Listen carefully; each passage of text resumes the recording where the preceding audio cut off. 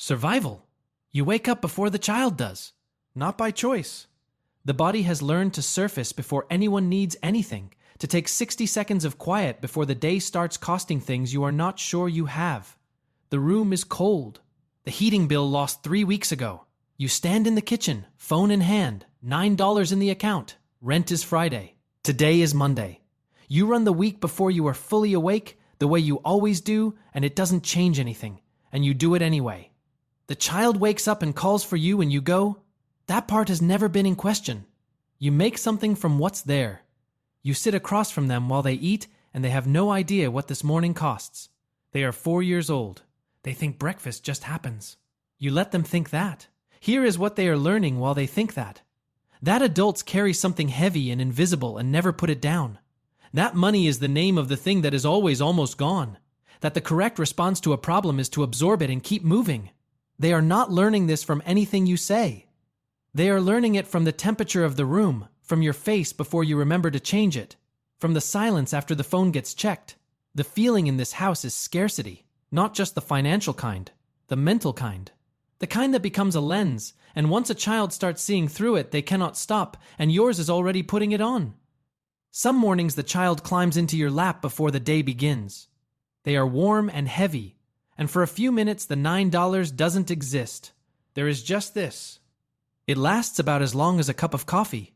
You have learned to let it be enough. Your aspiration as a parent is to make it to tonight the same way you made it to last night. To keep the child fed and warm and unaware of how close the margins are.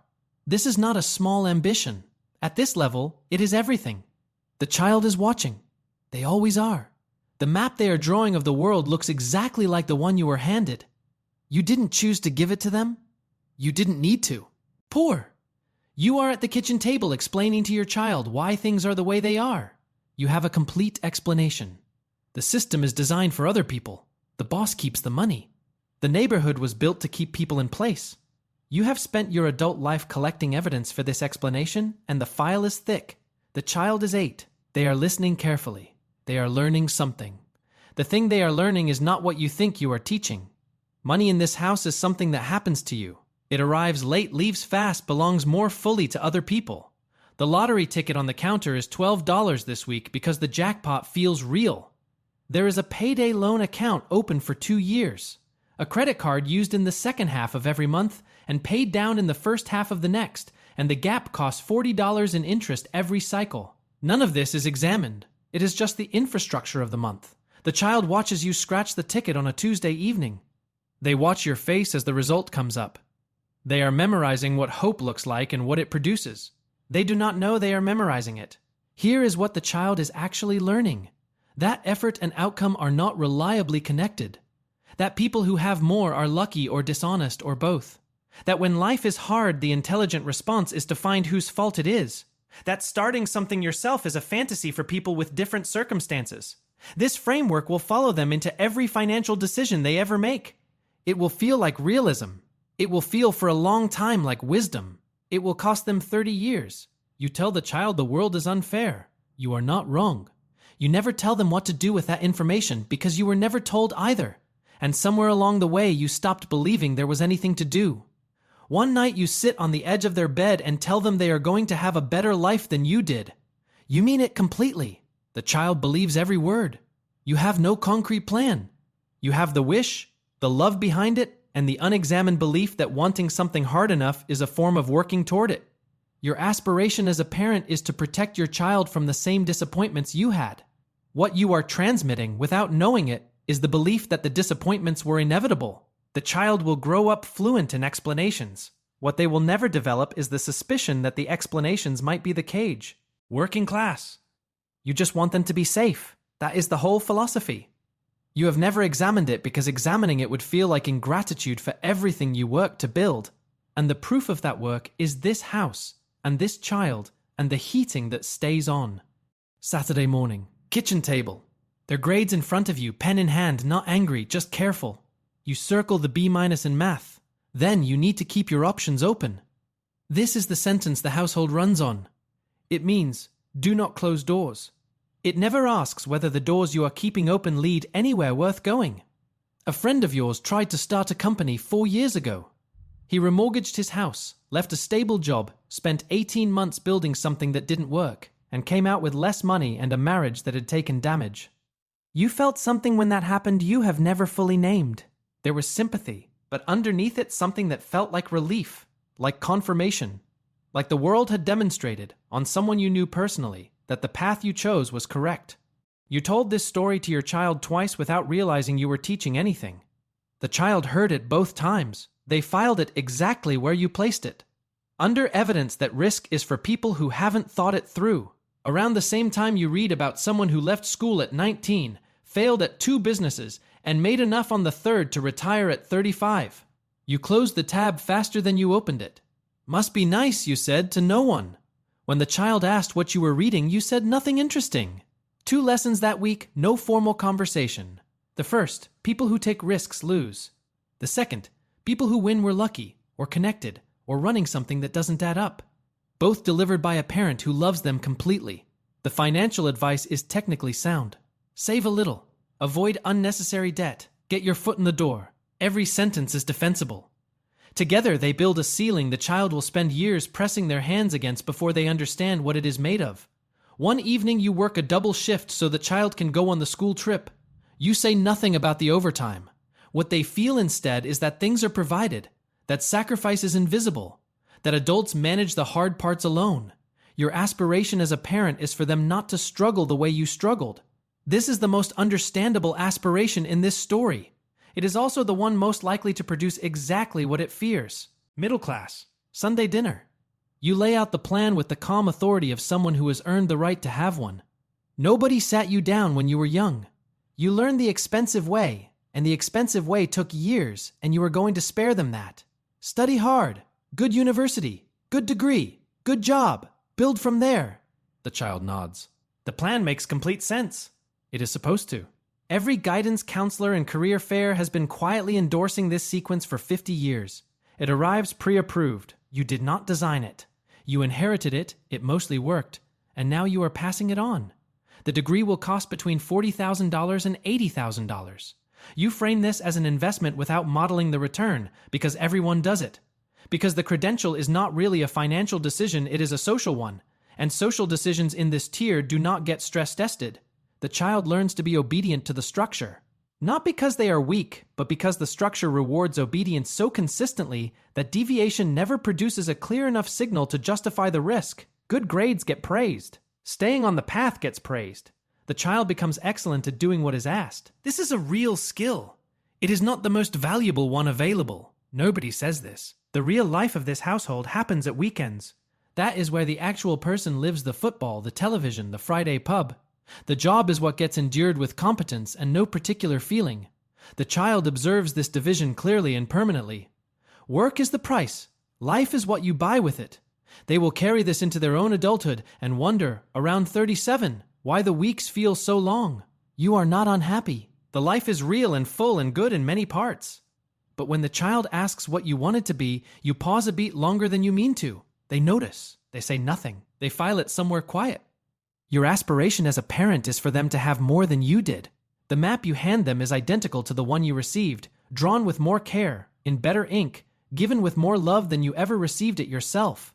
They graduate exactly on schedule, into a market that has quietly changed the rules since the map was drawn. Upper middle class, Saturday morning, piano at 9, Mandarin at 11, tennis at 2, tutoring at 4 for a subject the child is already passing. You built this schedule with genuine intention. Every slot was chosen. We want them to be well-rounded, you say when people ask. What you mean underneath that is competitive. The 2 words feel genuinely different to you. They produce the same schedule. The house is in the right school district. This was not an accident. The holidays are real. The restaurants on Friday nights have wine lists, and the child knows how to sit in them. They are growing up understanding that quality is the standard, that effort is rewarded, that the right credentials open the right doors. All accurate. None of it is the whole picture. Your income is $180,000. Your net worth, looked at honestly, is largely your house and your pension, both belonging to future versions of you, neither generating $1 today. You work for a prestigious firm. You are excellent at it. The equity belongs to someone else.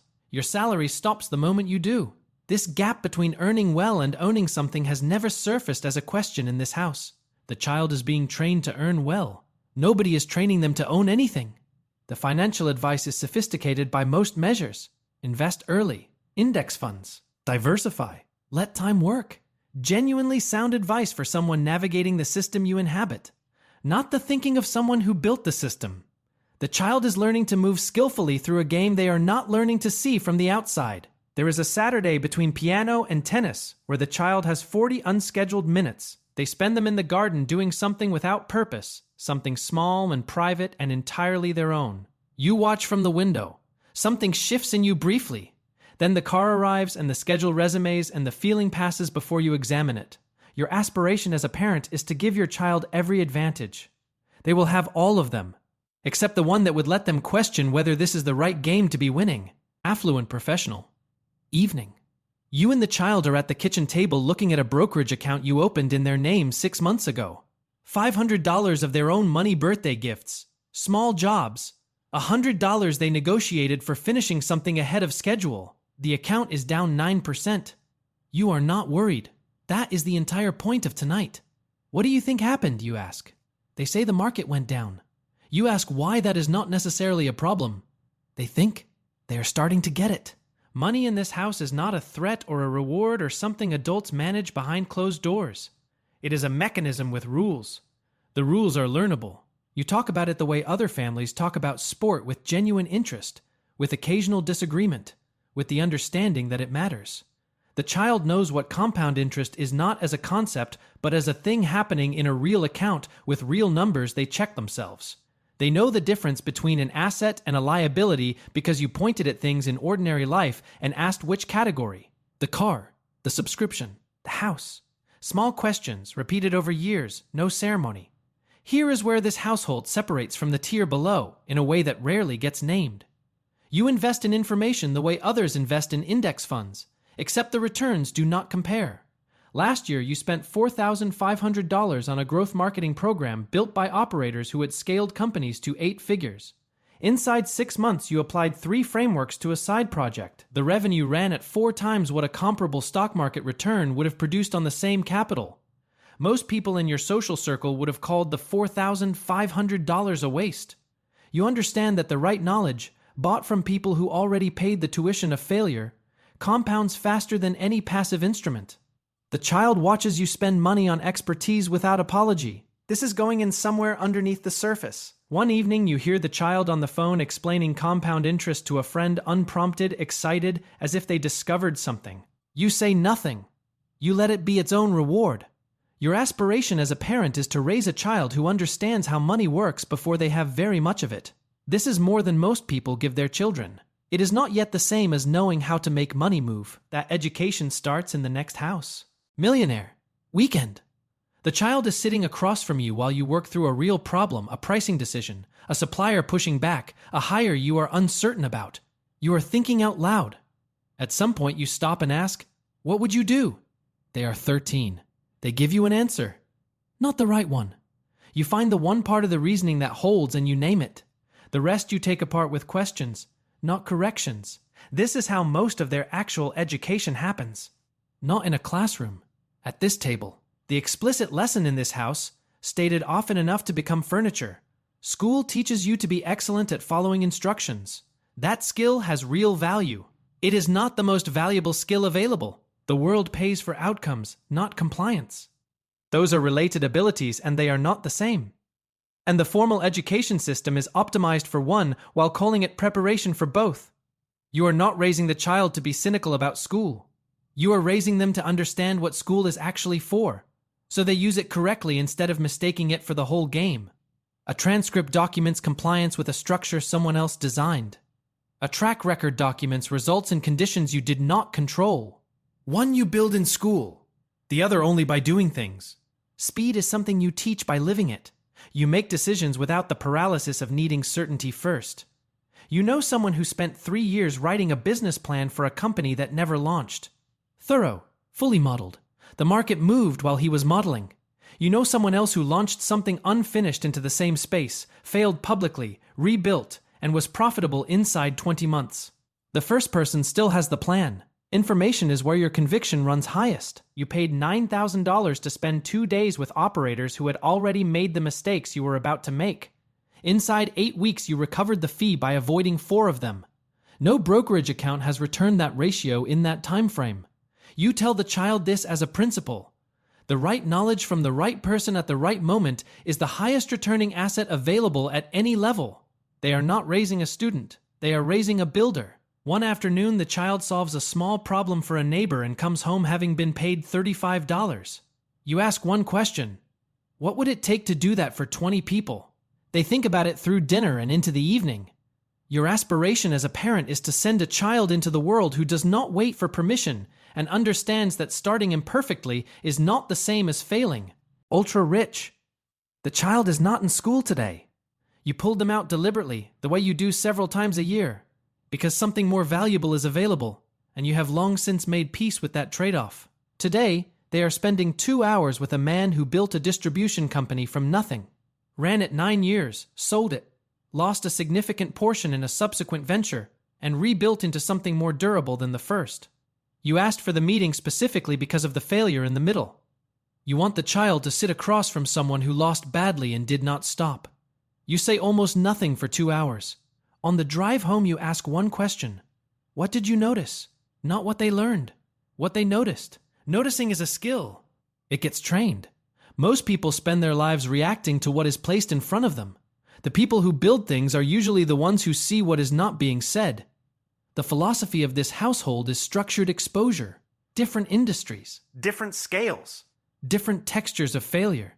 The child has met people who had one idea that worked and spent 15 years extracting from it. They have met people who tried 40 things and would not trade a single failed attempt.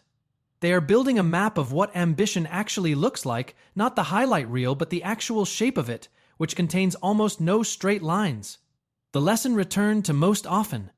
The person who needs to be right before they begin will always lose to the person who begins in order to find out what right looks like.